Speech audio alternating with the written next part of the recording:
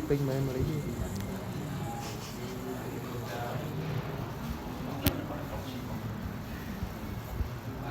nhưng mà đây nó bật lên trên máy ấy,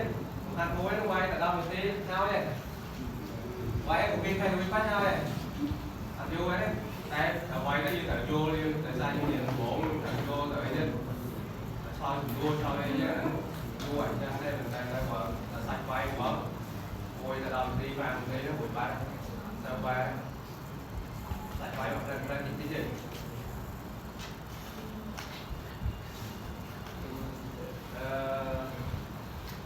Đặt ra nó cứ kiên miệng thôi với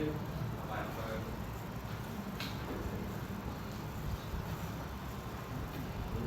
mà cho ở bên Windows bạn mua đấy Windows bạn mua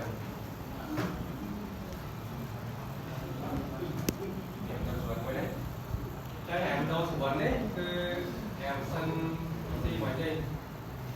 là đây đấy anh switch môi của cái này switch đấy nhưng mà khi đôi là mình vừa lại mình thì cái pin chân các bạn này được á được cái này vào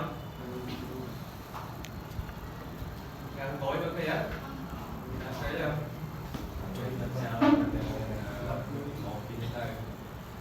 nhưng mà pin thôi đấy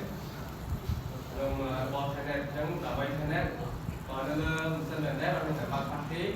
cái thằng mới nhưng mà sao thì chỉ tới quay lại đi khổ trang bị khổ rất là đâu bây giờ ai biểu thôi cái camera bao thôn mà đó là mình gì thôi chắc sai mấy nó lên tóc lên thấy rồi chắc sai nó ăn được qua bao rồi